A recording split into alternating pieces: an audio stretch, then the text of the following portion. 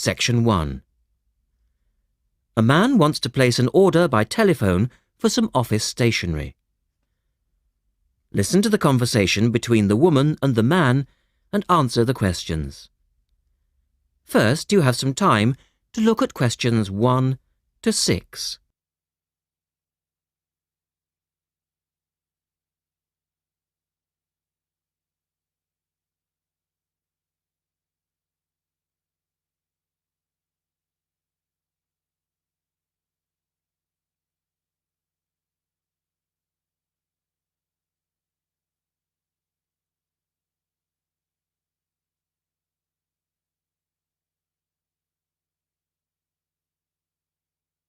You will see that there is an example which has been done for you.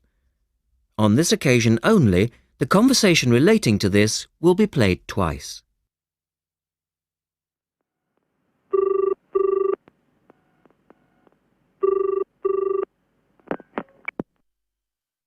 Thank you for calling Millennium Office Supplies. If you would like to place an order, please press 1. Your call has been placed in a queue. A customer service operator will be with you shortly.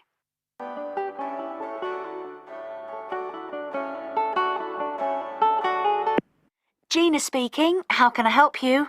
Oh, hello. I'd like to order some stationery, please. And who am I speaking to? John Carter. The man says his name is John Carter. Now we shall begin. You should answer the questions as you listen because you will not hear the recording a second time. Listen carefully and answer questions 1 to 6.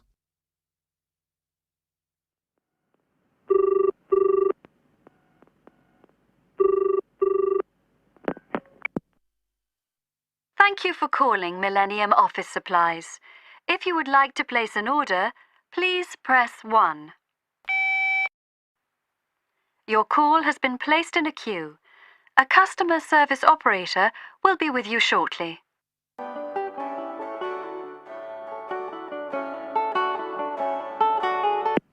Gina speaking. How can I help you? Oh, hello. I'd like to order some stationery, please. And who am I speaking to? John Carter. Right. Can I just confirm your account number and the name of your company, John? Sure. The account number is 692411. 692411. Right. And you're from Rainbow Computers? No, the company is Rainbow Communications. Oh, OK. I'll just fix that on the system. Communications. And what would you like to order, John? Envelopes. We need a box of A4, that is, normal size envelopes. White, yellow or manila? We'll have the plain white, please. But the ones with the little windows. OK. 1 box, A4, white. Just the 1 box, was it? On second thoughts, make that 2 boxes. We go through heaps of envelopes. As a matter of interest, are they made from recycled paper? No, you can't get white recycled paper. The recycled ones are grey, and they're more expensive, actually. Right, we'll stick to white then. Something else, John? Yes, we need some coloured photocopy paper. What colours do you have? We've got purple, light blue, blue, light green, whatever you want, pretty much. There are 500 sheets to the pack. Right, let's see. We're going to need a lot of blue paper for our new price lists. So can you give us 10 packs, please? Make sure it's the light blue, though. 10 packs of the light blue. The woman asks the man if he needs anything else.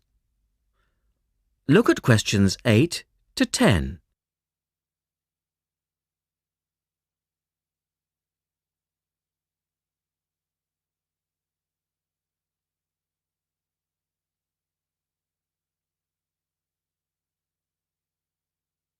Now listen to their conversation and answer questions 8 to 10. Anything else that we can help you with? Let me think. What else do we need? I'm sure there was something else. Pens, paper clips, fax paper, computer supplies, office furniture. Oh yes, we need floppy disks. Do you have those nice coloured ones? Yes, but they're a bit more expensive than the black ones. Oh, that's all right. I'm not paying anyway.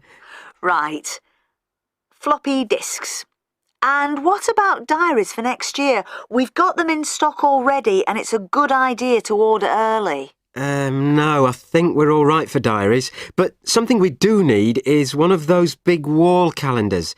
You know, one that shows the whole year at a glance. Do you stock those? We certainly do. OK, can you include a wall calendar then, with the other stuff? Just make sure it's got the whole year on the one side. Sure. And do you have a copy of our new catalogue? No, I don't, but could you send one? Yes, I'll pop one in with the order. You'll find it a lot easier to remember what you need if you have our catalogue in front of you next time. Yes, good idea. And when can you deliver this? Should be with you tomorrow morning. Can you make sure that it's not after 11:30am? Because I have to go out at 12. There's only myself here on Fridays. Fine. I'll make a note on the delivery docket that they should deliver before 11:30. Thanks very much. Thanks. That is the end of section 1. You now have half a minute to check your answers.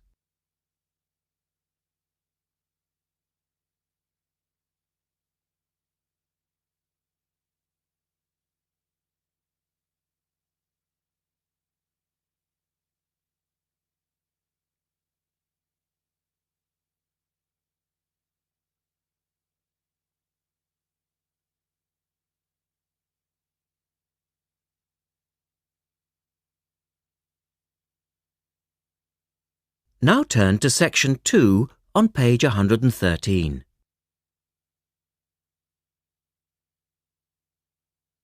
Section 2. You will hear a reporter talking on the radio about an artist's exhibition. Look at questions 11 to 18.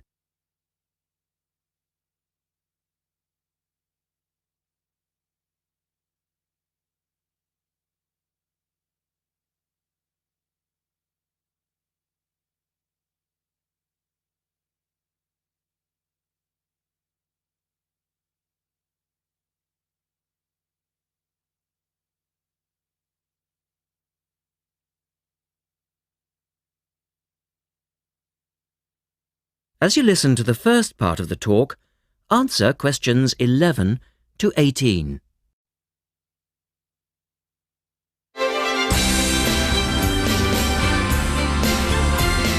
And now for some information on local events and activities. A couple of announcements for art lovers and budding artists alike. First, a new collection of artwork is going on show to the public next month in the form of an artist's exhibition. The exhibition will include many different types of art, over 100 different pieces by 58 artists from the local area. It's being held at the Royal Museum, which, for those of you who are unfamiliar with the area, is located opposite the library in West Street, right on the corner. The actual address is number 1 Queen's Park Road. It isn't difficult to find. The exhibition will run for 9 weeks and will begin on the 6th of October and continue until the 10th of December. So there's plenty of time for you to go along and have a look, and I'm sure that will be worth doing. What will you see there? Well, amongst the items on display will be some exciting pieces of modern jewellery, furniture, ceramics, metalwork and sculpture. To give you some examples, local artist Kate Main will be there to discuss her collection of pots and bowls that she has made to resemble garden vegetables. They're the sort of thing that would brighten up any dining table and range from things like yellow cabbage-shaped bowls to round tomato-shaped teapots. Prize winner Cynthia Corse will also be there to talk about her silver jewellery, all of which she produced using ideas from the rural setting of her country home. Some of her rings are quite extraordinary and have beautiful coloured stones in them. Or, if you prefer sculpture, there's plenty of that too. Take, for example, Susan Cupp's sculpture of 25 pairs of white paper shoes. It sounds easy, but believe me, it looks incredible. All of these items, along with many others, will be on sale throughout the exhibition period. As part of the exhibition, there will be a series of demonstrations called Face to Face, which will take place every Sunday afternoon during the exhibition, and these will provide an opportunity for you to meet the artists. Now look at questions 19 and 20.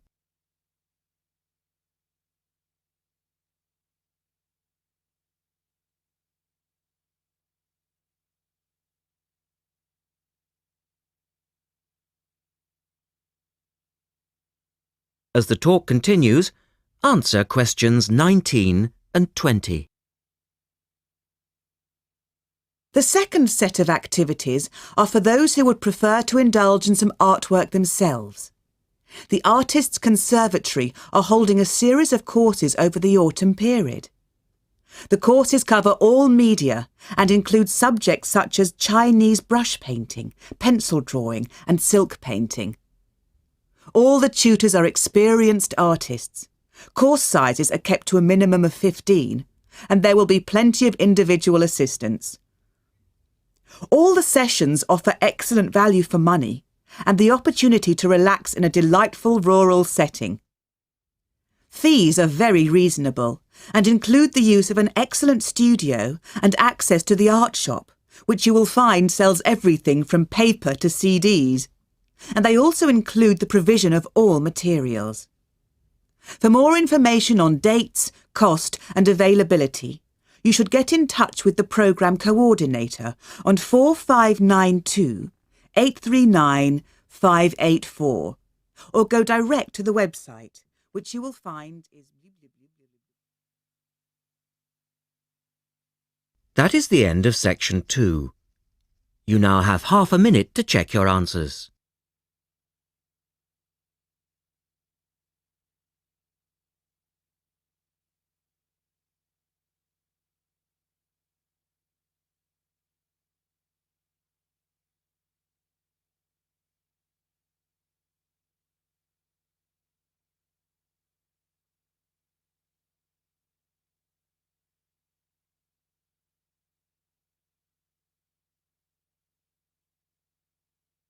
Now turn to section 3 on page 114.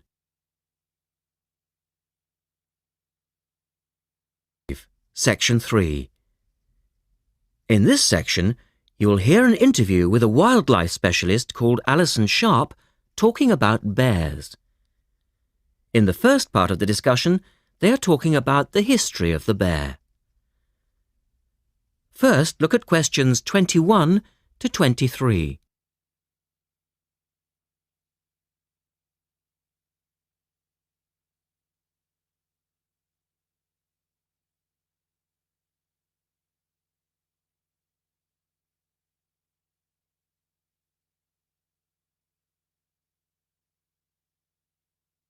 Now listen to the first part of the interview and answer questions 21 to 23.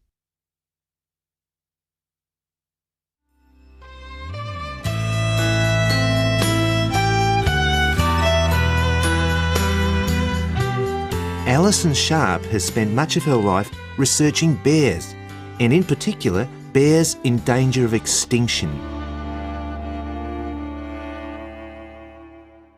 She is the author of a recent book on bears, and we welcome her to the studio today. Thank you. Delighted to be here. First of all, can you give us a quick overview of the history of the bear family? Well, the bears we know today actually have as their ancestors bears which have been evolving for some 40 million years. We have fossils of the earliest true bear, and it's important to emphasize this because some creatures are called bears but are not. Such as koalas, for instance. Yes, exactly. Fossils of the true bear show a small dog-size animal with characteristics that show a blending of dog and bear traits. So the general belief is that dogs and bears were of the same family? Yes, that's the theory. And then we see the arrival of the early cave bear. We know from cave drawings that Neanderthal man used to worship this bear and at the same time fear it. Understandable, perhaps. Yes, but they need not have worried because the cave bear only ate plants. In fact, the cave bear survived 2 ice ages, but then became extinct. In the second part of the interview, Alison talks more about the situation of bears today. Look at questions 24 to 30 first.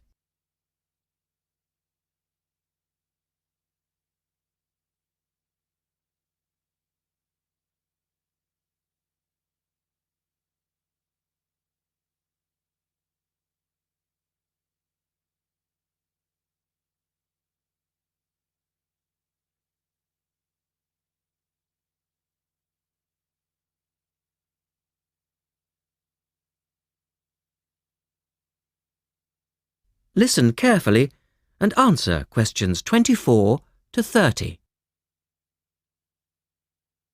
So, how many bears can we find today? And are any of them in danger of extinction? Well, I'll answer your first question first. There are 8 species of bear in all, among them the American black bear and the brown bear, from which evolved the newest species of bear, the polar bear. So, how old is the polar bear? Oh, he's a relative newcomer, just 20,000 years old. And could you tell us a little about them?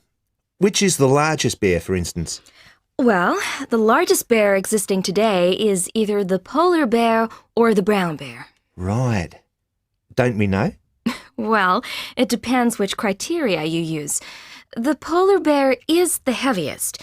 The male weighs up to 1,500 pounds, but his narrow body actually makes him look smaller than the much more robust brown bear.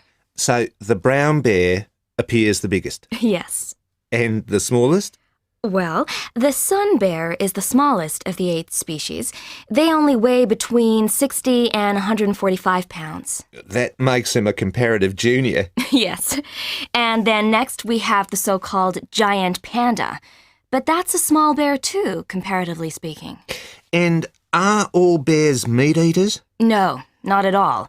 In fact, the giant panda is almost entirely herbivorous, living on a diet of 30 types of bamboo. Ah, yes, of course. Pandas are famous for that. And another interesting bear is the sloth bear, which eats insects, particularly termites. He can turn his mouth into a tube and suck the insects out of their nests. So, going back to my second question, are bears really in danger of extinction? Yes, indeed, they are. The sun bear in particular, as they've been hunted almost out of existence. And the habitat of the panda is also being reduced on a daily basis. Can anything be done to reduce the threat to these endangered species? I know, for instance, that it's very hard to breed bears in captivity. Yes. Well, I think that by raising people's awareness generally, we can reduce conflict between humans and animals, to stop the slaughter in parts of the world where bears are still hunted, supposedly in self-defense or to protect livestock, but often quite unnecessarily. And we can also encourage governments to preserve the natural environment of the bear, rather than allow the areas where they live to be systematically destroyed in the name of progress. Yes, of course. And in addition to these global efforts, all profits from the sale of my book will go toward the United Nations Bear Protection Program. That's wonderful. And with the news coming up, thank you for your time, Alison, and best of luck with the book. Thank you very much. That is the end of section 3.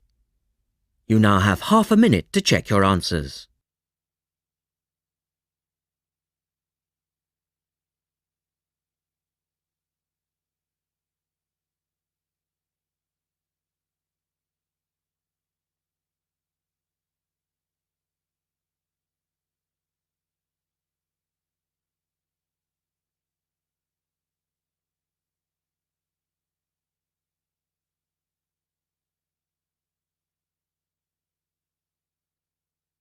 Now turn to section 4 on page 116.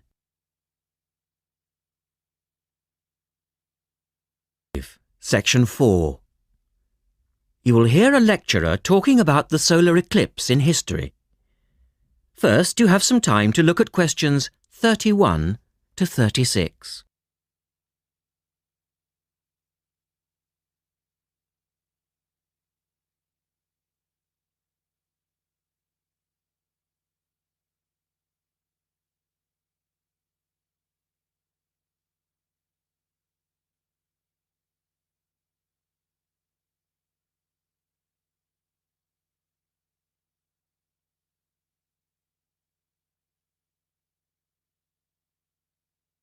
Now listen carefully and answer questions 31 to 36.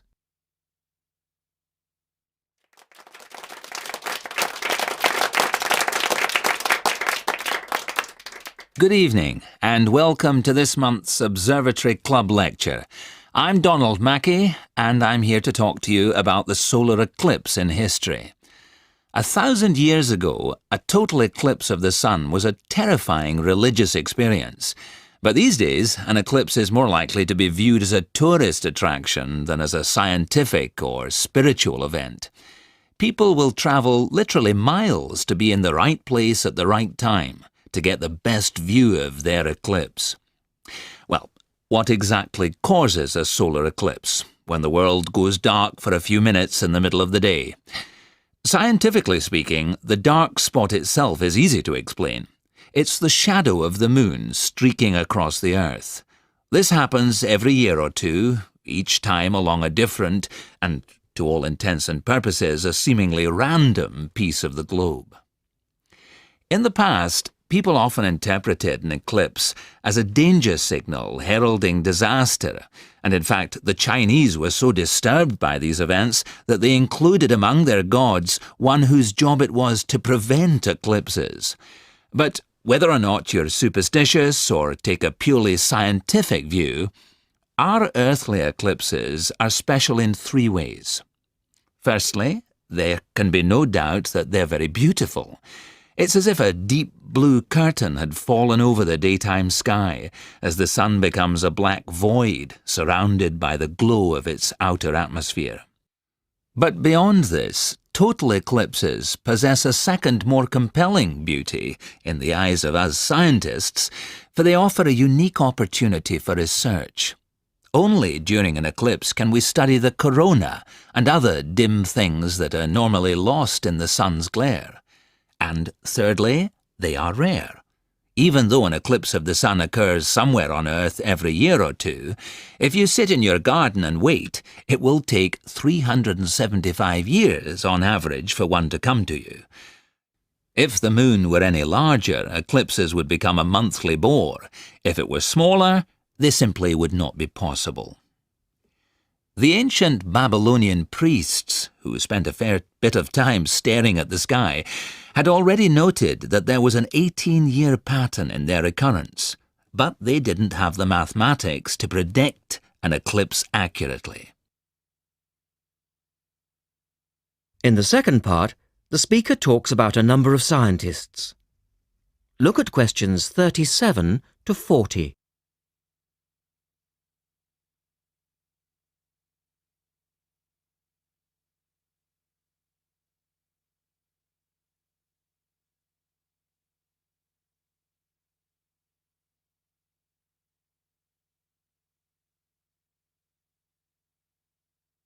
Now listen carefully and complete the table.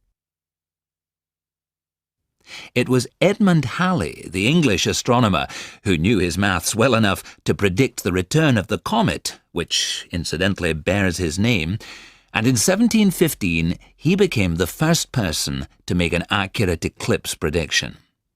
This brought eclipses firmly into the scientific domain, and they've since allowed a number of important scientific discoveries to be made.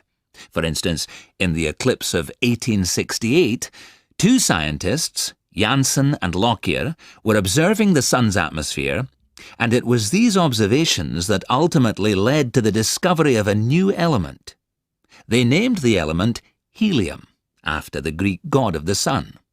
This was a major find, because helium turned out to be the most common element in the universe after hydrogen. Another great triumph involved Mercury. I'll just put that up on the board for you now. See, there's Mercury, the planet closest to the Sun, then Venus, Earth, etc. For centuries, scientists had been unable to understand why Mercury appeared to rotate faster than it should.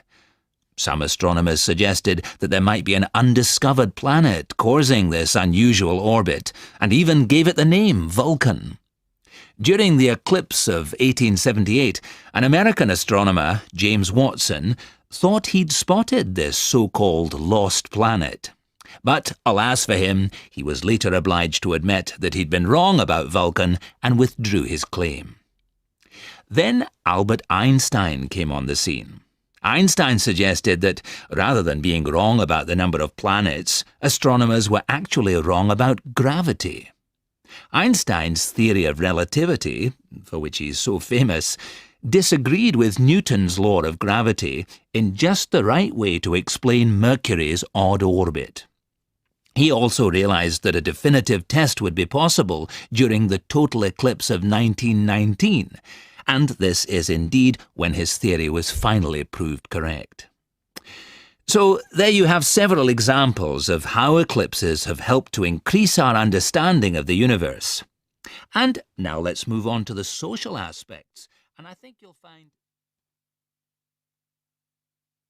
That is the end of section 4. You now have half a minute to check your answers.